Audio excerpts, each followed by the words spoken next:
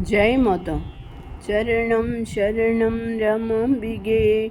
Charanam Sharanam Trayambage. That blessed day, as I sat near his bedside at mother's feet, she asked me to come nearer to Bhagavan, and I helped her to give water and medicine to him. Then, in her caressing, gentle voice, she called him. Deva, open your eyes and see who is here. Tangam has come to get your blessings. As he was unconscious, we had never seen him open his eyes all those 3 days. The miracle of Mother's power I experienced then, for to my great amazement and joy, he opened his eyes and looked at me. His tender smile of recognition and the serene light in his eyes overwhelmed me with devotion, and I gently held his hands and bowed over them. Mother again whispered my name in his ear, saying, Tangam has come for a special reason.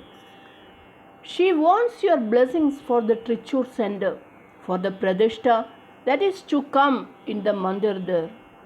By the marvel of her grace, his gaze lingered on me for a minute with the glow of loving benediction. It filled my heart with unutterable thanksgiving, and with tears in my eyes, I bowed low at the bedside. When I looked up, he had lapsed into unconsciousness again. Even though the Vigraha Pradishta at Trichur had been scheduled, many obstacles were there, and all of us at Trichur were very anxious as to whether it would ever be accomplished. The significance of Mother praying to Bhagavan to bless us in that holy endeavor came to me as a boon, and I had the feeling that now all our obstacles would be removed. In silence, Mother sat with eyes closed in an indrawn mood. Then, in authoritative but soft tones, Mother started speaking. Bear in mind always what Mother is telling you now. Years back, Mother gave you hints of Bhagavan's divinity. Now the time has come to reveal more truths. Understand that Bhagavan has no prarabdha or vasana, nor any need to suffer. The mystic import of his illness and these days in the sick bed are not understandable to human minds. Outwardly, he is in an unconscious state, but his inner consciousness abides in me. You have been a witness as to how he surfaced to outer consciousness, recognized you, and blessed you. He is one with me in wish and will.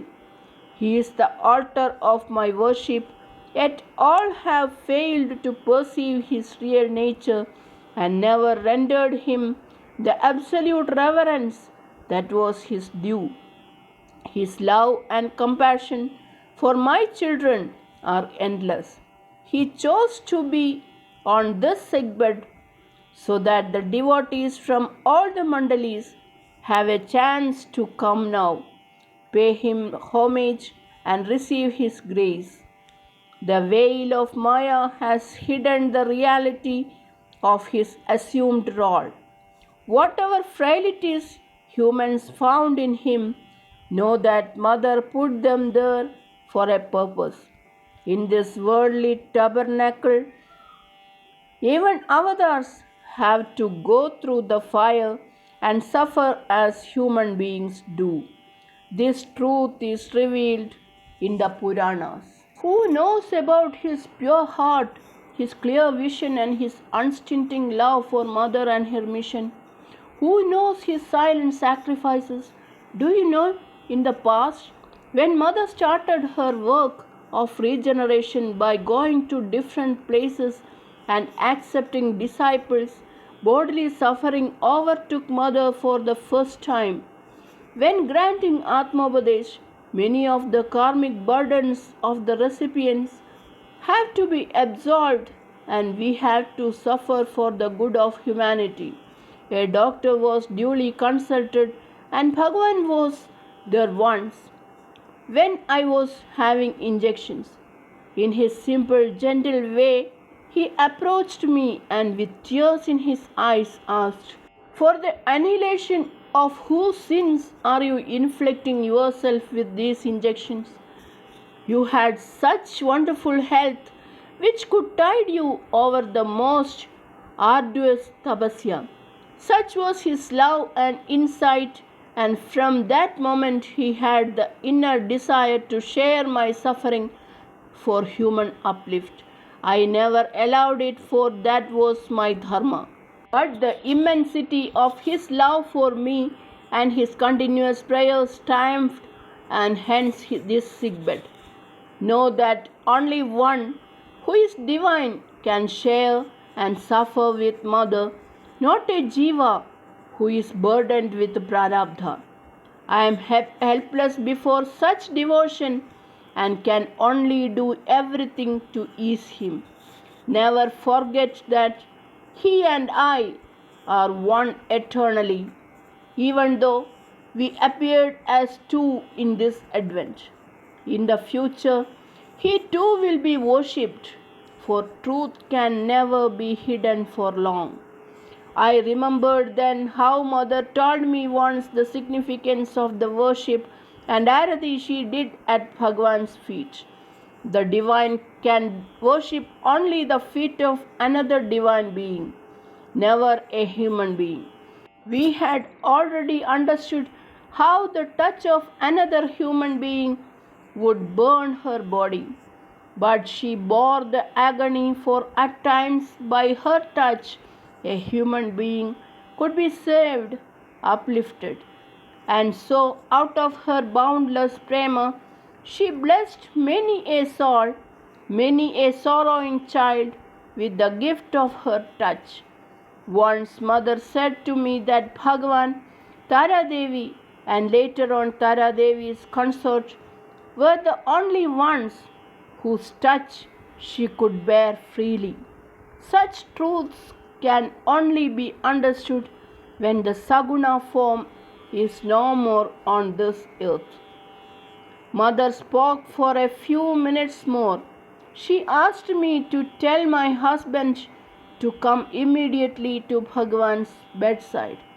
The next day also we had Bhagwan's darshan, and Mother spoke a few words of blessing before we left.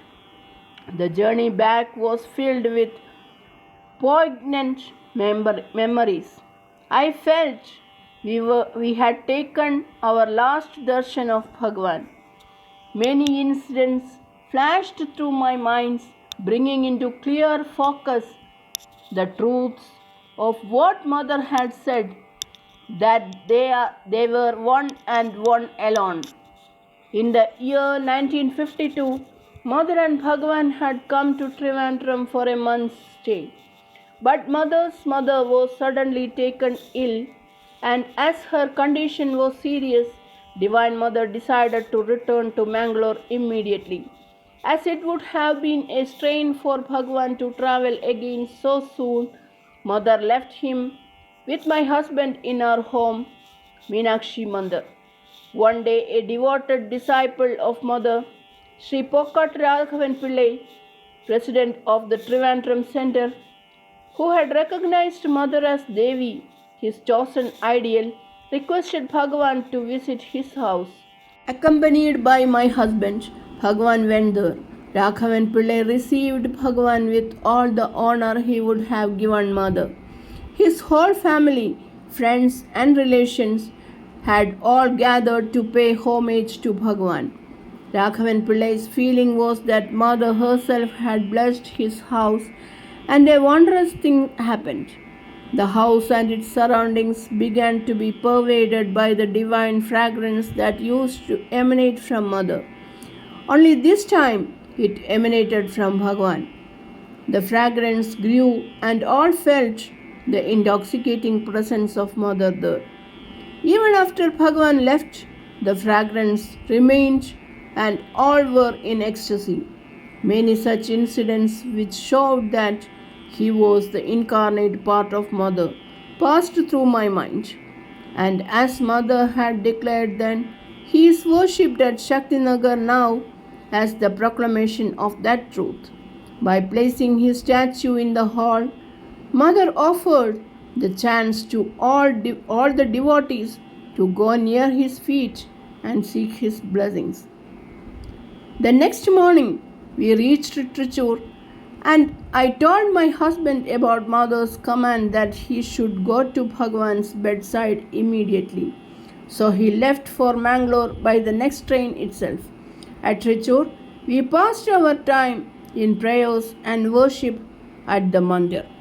Charanam Sharanam Ramambige, Charanam Sharanam Trayambage. Jai Mother.